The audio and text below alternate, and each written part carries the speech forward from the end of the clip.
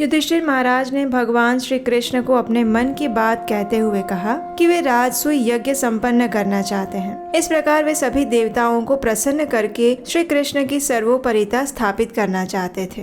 युधिष्ठिर महाराज की बात सुनकर भगवान प्रसन्न हुए और उन्होंने अपनी सहमति दे दी। लेकिन इसमें एक समस्या थी। कुछ ऐसा था जो पूर्ण किए बिना युधिष्ठिर महाराज की राजसूय यज्ञ की इच्छा पूर्ण नहीं हो सकती थी। और वो क्या था? यही है आज की हमारी कार्तिक मास विशेष श्रीमद् भागवतम कथा। तो चलिए प्रारंभ करते हैं।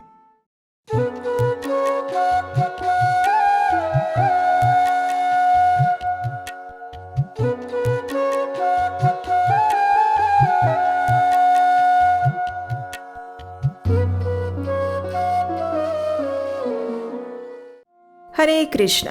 कार्तिक मास कथा के पिछले अध्याय में हमने देखा कि किस प्रकार युधिष्ठिर महाराज की इच्छा को पूर्ण करने और जरासंध द्वारा बंदी बनाए गए राजाओं को मुक्त करने के लिए श्री कृष्ण अपने संपूर्ण परिवार के साथ युधिष्ठिर महाराज की नगरी इंद्रप्रस्थ जाने के लिए निकल पड़ते हैं। जब महाराज युधिष्ठिर को इस बात की सूचना मिली कि श्री कृष्ण अपने परिवार सहित आ रहे हैं तो उनका शरीर रोमांचित हो उठा। वे अपने मंत्रियों और पार्षदों के साथ भगवान का स्वागत करने के लिए नगर से बाहर आ गए। जैसे ही उन्होंने भगवान श्री कृष्ण को देखा तो प्रेम के कारण उनका हृदय पिघलने लगा। उनकी आंखों से अश्रुपात होने लगा और उन्होंने अत्यंत आत्मीयता पूर्वक बारंबार भगवान का आलिंगन किया। इस प्रकार वे समस्त कल्मशों से मुक्त हो गए और हर्ष से उनकी संपूर्ण देह कांपने लगी।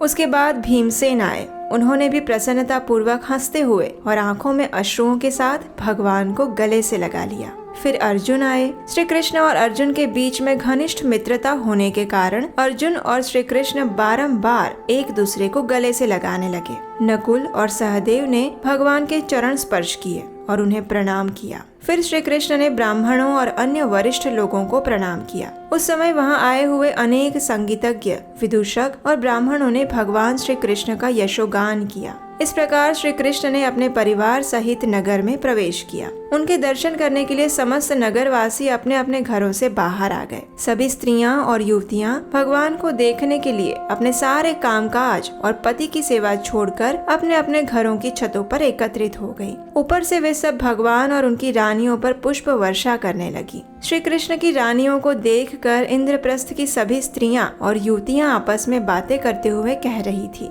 इन स्त्रियों ने भला ऐसा कौन सा सत्कर्म किया होगा जिससे उन्हें पुरुष शिरोमणि श्री कृष्ण की मधुर मुस्कानों और सुंदर चितवन को देखने का सुख मिल रहा है। इस प्रकार मार्ग में जाते हुए नगर के कुछ प्रमुख नागरिक विभिन्न भेंट उपहार लेकर भगवान से मिलने के लिए आए और अंत में भगवान राजमहल की ओर आगे बढ़े, जहाँ महल के सभी सदस्य प्रमुख द्वार पर उनका स्वागत करने के लिए एकत्रित हुए थे। उन सब ने भगवान का भव्य आदर सत्कार किया। पांडवों की माता कुंती देवी ने जब अपने भतीजे श्री कृष्ण को देखा तो वे अत्यंत भाव विभोर हो उठी। तुरंत ही वे पलंग से उठकर द्रौपदी के साथ वहां आई और उन्होंने भगवान को गले से लगा लिया। भगवान के साथ चलते हुए युधिष्ठिर महाराज इतने भाव विभोर हो गए थे कि वे अतिथि सत्कार के कुछ नियमों को भी भूल गए। श्री कृष्ण ने कुंती देवी और अन्य वरिष्ठ स्त्रियों को प्रणाम किया। उसके बाद द्रौपदी और सुभद्रा सहित अन्य स्त्रियों ने भगवान को प्रणाम किया।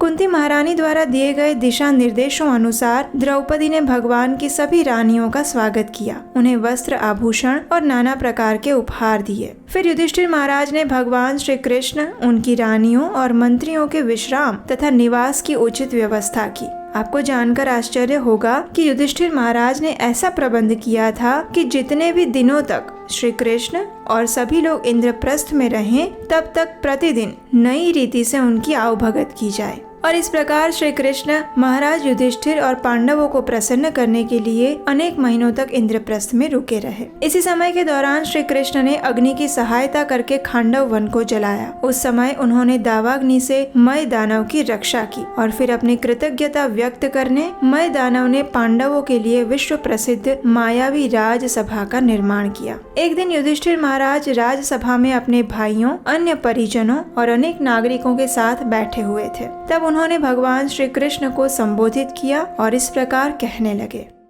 त्वत्पादुके अविरतं पर्ये चरन्ति ध्यायन्ति अभद्रनशनेषु च यो गृह्णन्ति विन्दन्ति ते कमलनाभभवापवर्ग मा शासते यदित आशिष ईशनान्ये तत्तेव देव भवतश्चरणारविन्द सेवानुभावमिह पश्यतु लोक एषः ये त्वां भजन्ति न भजन्त्युत वो मयेषां निष्ठां प्रदर्शय विभो कुरु सृञ्जयानाम्। हे गोविंद, दीर्घ काल से मेरी राजसूय यज्ञ करने की इच्छा थी और मुझे आशा है कि आपकी कृपा से ये कार्य अच्छी तरह संपन्न हो जाएगा। इस यज्ञ द्वारा मैं समस्त देवताओं को प्रसन्न करना चाहता हूँ, जो कि इस संसार का सुचारू संचालन करने के लिए आपका प्रतिनिधित्व करते हैं। हम भाइयों को इन देवताओं से किसी भी भौतिक लाभ की इच्छा नहीं है। हम केवल आपकी भक्ति में ही संपूर्ण रूप से संतुष्ट है। परंतु मैं ये सिद्ध करना चाहता हूँ कि आप ही एकमात्र ईश्वर है और शेष सभी आपके सेवक हैं। युधिष्ठिर महाराज के वचन सुनकर भगवान श्री कृष्ण ने कहा, हे राजन, आपकी योजना अत्यंत सुंदर है, क्योंकि इस यज्ञ को करने से समस्त प्राणी जगत का कल्याण होगा। लेकिन इसमें एक अवरोध है, वो ये कि यज्ञ करने से पहले आपको संपूर्ण पृथ्वी को जीतकर सभी राजाओं के ऊपर अपना आधिपत्य स्थापित करना होगा। उसके बाद ही यज्ञ के लिए सामग्री जुटाकर आप इस यज्ञ की तैयारी कर सकते हैं। आपके चारों भाई महान देवताओं के अंश है। मैं कभी भी उन लोगों के वश में नहीं आता जिनका अपनी इंद्रियों पर नियंत्रण नहीं है, लेकिन आप सभी इतने आत्मनियंत्रित हैं कि आपने मुझ अजय को भी जीत कर अपने वश में कर लिया है। फिर इस धरती के सामान्य राजाओं का तो कहना ही क्या। जब युधिष्ठिर महाराज ने भगवान के ऐसे मधुर वचन सुने तो उनका मुख कमल की तरह खिल उठा। उन्होंने चारों दिशाओं में अपनी विजय पताका लहराने के लिए अपने भाइयों को भेज दिया। सहदेव दक्षिण में गए, नकुल पश्चिम में गए, अर्जुन उत्तर में और भीम पूर्व दिशा में विजय प्राप्त करने के लिए निकल पड़े। वे सभी अपनी अपनी दिशाओं में जाकर सबसे पहले वहाँ के राजाओं से मिलते, उन्हें युधिष्ठिर महाराज की यज्ञ करने की इच्छा के विषय में बताते और फिर राजा से कर एकत्रित करते। जो भी राजा कर दे देते, उसका अर्थ ये होता कि वे युधिष्ठिर महाराज का आधिपत्य स्वीकार करने के लिए तैयार है, और जो राजा कर देने से मना कर देते, उन्हें फिर युद्ध भूमि में पांडवों के साथ युद्ध करना पड़ता। युधिष्ठिर महाराज की विजय पताका लेकर जब पांडव जरासंध की नगरी में पहुँचे तो जरासंध ने ये आधिपत्य स्वीकार करने से मना कर दिया। अब ये देखकर युधिष्ठिर महाराज चिंतित हो गए। तब श्री कृष्ण ने उन्हें उद्धव द्वारा बनाई गई योजना के विषय में विस्तार पूर्वक कह सुनाया, और फिर युधिष्ठिर महाराज उस योजना के अनुरूप कार्य करने के लिए तैयार हो गए। लेकिन आखिर क्या थी ये योजना जिससे श्री कृष्ण जरासंध को परास्त करने वाले थे, और क्या पांडव जरासंध के ऊपर अपना विजय प्राप्त कर पाएंगे? ये हम जानेंगे कार्तिक मास कथा की अगली कड़ी में। अगर आपने इस संपूर्ण कथा को ध्यान से सुना है तो अब आपके लिए प्रश्न है कि युधिष्ठिर महाराज आखिर यज्ञ क्यों करना चाहते थे। आपके उत्तर हमें नीचे कमेंट बॉक्स में लिखकर भेजिए, और हम आपसे मिलेंगे इसी कथा के अगले अध्याय में बहुत जल्द, सिर्फ आपके अपने चैनल उपदेशाष्टकम पर। अगर आपको ये कथाएं अच्छी लग रही है और आने वाली कथाओं को बनाने में अगर आप हमारा सहयोग देना चाहते हैं तो स्क्रीन पर दिए गए नंबर पर आप हमें अपना आर्थिक योगदान भेज सकते हैं। तो चलिए इस कार्तिक मास में परम भगवान श्री कृष्ण को प्रसन्न करने के लिए अधिक से अधिक उनके दिव्य नामों का जप करते हैं और अपनी साधना भक्ति में प्रगति करने का प्रयास करते हैं।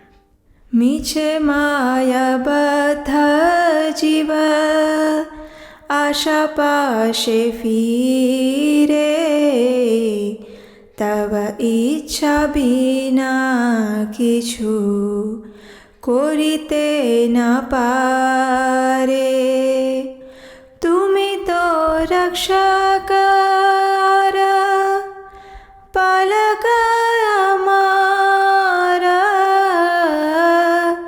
तुम्हारा चरण बिना आशा नहीं यार। निज बल चेष्टा प्रति भरोसा छड़िया, तुम्हारा इच्छाय आछि निर्भय कोरिया। भक्ति विनोदति दिन किंचना,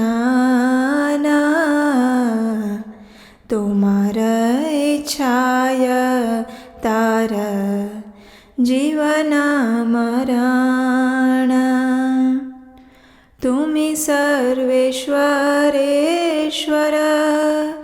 व्रजेंद्र कुमार